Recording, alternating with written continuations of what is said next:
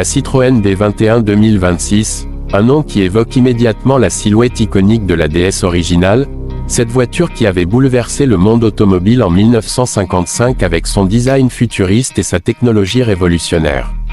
Aujourd'hui, Citroën tente un pari audacieux, réinterpréter ce symbole de modernité pour le monde d'aujourd'hui, un monde où les berlines haut de gamme doivent rivaliser avec des SUV, des hybrides et des électriques aux ambitions premium. Quand la première DS21 a été lancée dans les années 60, elle représentait l'avant-garde absolue, suspension hydraulique, confort unique, ligne profilée et une personnalité incomparable.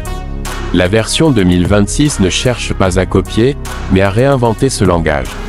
Elle arrive dans un segment où elle doit affronter des voitures comme la Peugeot 508 restylée, la Renault Talisman E-Tech si elle revient en électrique, ou encore des modèles étrangers comme la Volkswagen ID.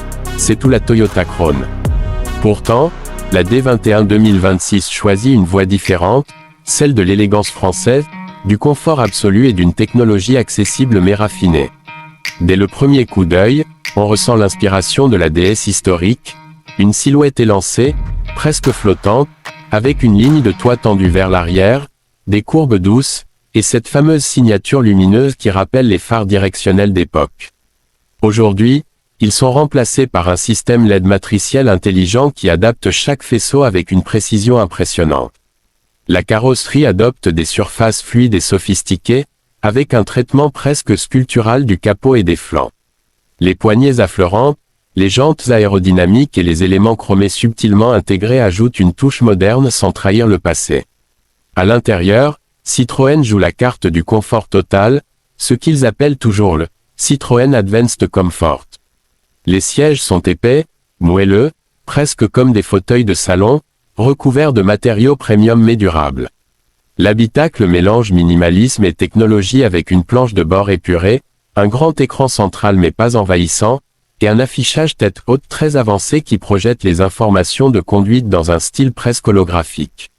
Les commandes sont intuitives, la connectivité est complète, et tout est pensé pour réduire le stress du conducteur, isolation acoustique renforcée, filtration de l'air, assistance avancée, et même un éclairage ambiant inspiré des lignes lumineuses du modèle d'origine.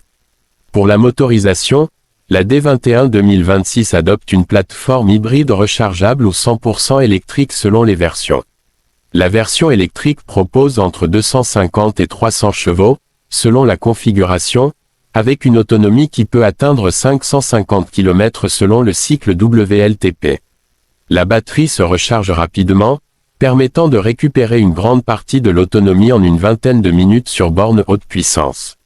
La version hybride rechargeable, elle, vise plutôt les longs trajets, combinant un moteur thermique efficient et un bloc électrique puissant pour offrir un équilibre idéal entre performance et consommation. Sur la route, la voiture impressionne par son confort. Citroën reprend l'esprit de la suspension hydropneumatique, non pas en la copiant, mais en la réinterprétant grâce à des amortisseurs pilotés et une gestion électronique qui adapte en permanence la rigidité et la hauteur. Le résultat est une sensation de glisse unique, un effet tapis volant très proche de ce que la DS d'origine avait offert au monde. Pourtant, la voiture reste stable, précise et rassurante, même à haute vitesse. Elle n'est pas pensée pour battre des chronos, mais plutôt pour transformer chaque trajet en voyage détendu, raffiné et fluide. En matière de performance pure, elle reste correcte, avec des accélérations franches et une bonne reprise, mais son véritable atout reste la douceur, silence total, vibrations inexistantes, et cette impression de flotter légèrement au-dessus de la route. C'est là que la D21 2026 prend ses distances avec ses rivales, souvent plus rigides, plus orientées sport, mais moins envoûtantes sur le plan du ressenti. Le prix de cette nouvelle D21 se positionne dans la catégorie semi-premium, en dessous des marques allemandes mais au-dessus des berlines généralistes. C'est un choix stratégique, offrir un produit raffiné, confortable, puissant et distinctif, sans aller chercher les tarifs prohibitifs d'une Audi A6 ou d'une Mercedes EQE. Une version électrique bien équipée se place dans une fourchette raisonnable pour une berline haut de gamme moderne, ce qui pourrait séduire les conducteurs en quête d'originalité et de douceur au quotidien. Ce qui rend cette voiture unique, c'est son identité. Elle n'essaie pas de ressembler aux autres, ni de suivre des tendances. Elle privilégie une sensation de conduite unique, un design élégant et intemporel, et une approche du confort que peu de constructeurs osent encore offrir.